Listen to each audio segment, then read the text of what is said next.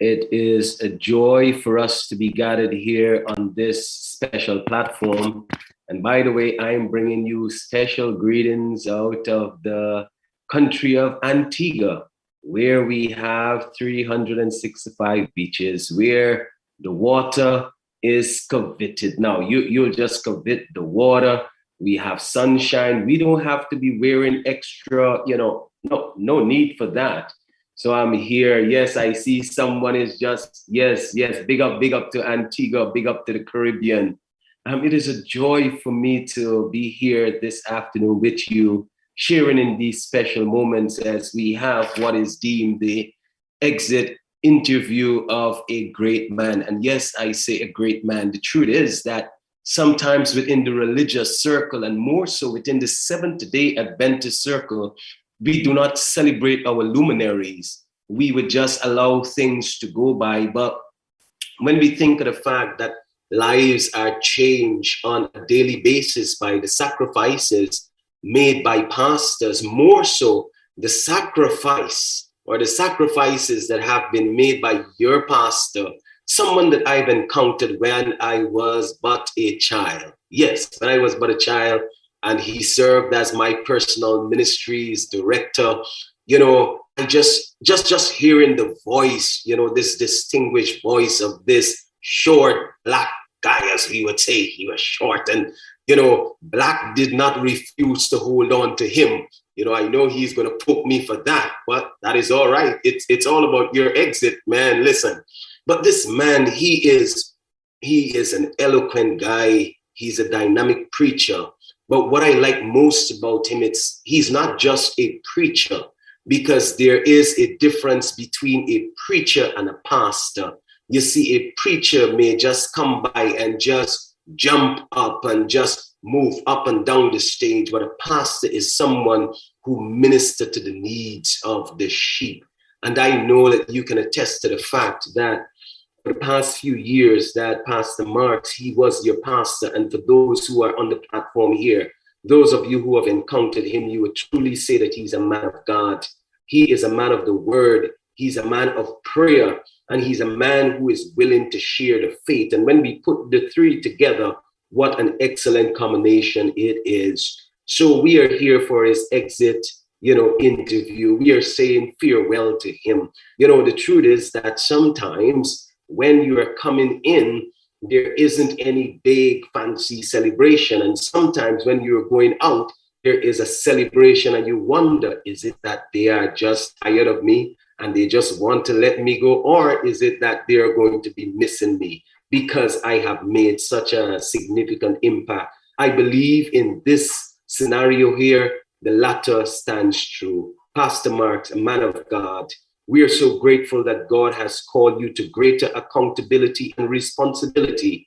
And we know, of course, that you will not be directly involved in the day-to-day life of those from Flatbush, but you would forever live in their hearts. So I want to welcome all of you who are on the platform today, and may your hearts be blessed. And Pastor Marks, this is your day. We are celebrating what you have done. And guess what happened? We are praying that with your new appointment, that God will do even greater things for you. So God bless you all. Have an amazing program. God bless. Amen. Thank you so much, Pastor White, for taking the time to come on and bring those words of greetings.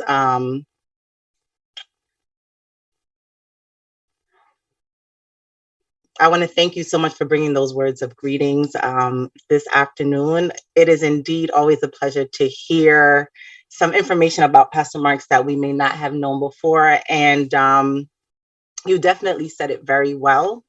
But I want to let you know that we are very sad to see Pastor Marks go. And I hope that those who are on the line this afternoon, they learn a little bit more about him.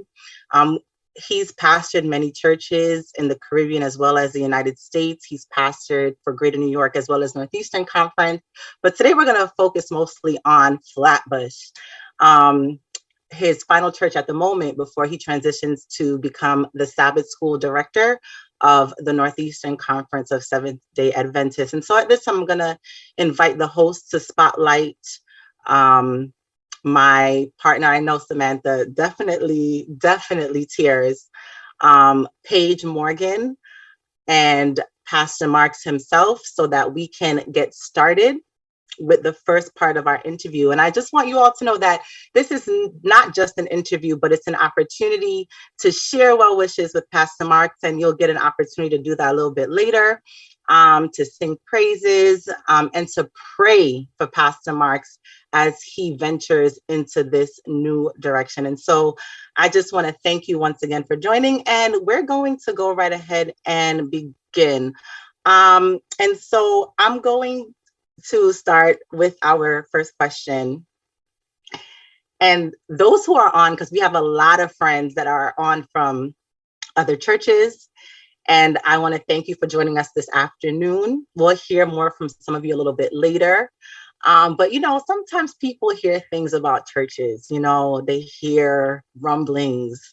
And so, Pastor Marks, I just want to know, you know, when you were told you were coming to Flatbush and then you came, what was your first impression of us here at Flatbush SDA?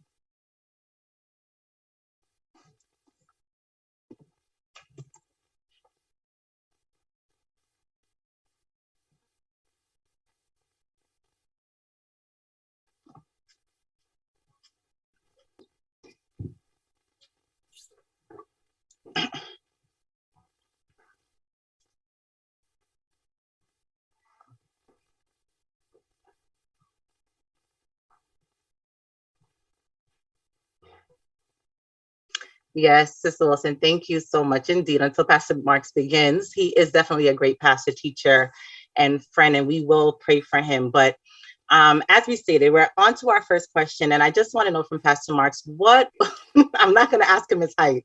I want to know what his first impression of us here at Flatbush was. I think that's an appropriate question to begin with. Good afternoon, and thank you for the opportunity. My first impression of the church building, or what? Well, I guess I would say more when you heard you were coming to Flatbush, what was your first thought based on any knowledge you may have had of the church beforehand? I didn't have a lot of knowledge, and generally, and this is the truth, I don't really care where I'm sent. At some point in my ministry, I realized the way our church works, and it's more like a deployment, even though we are not in the military.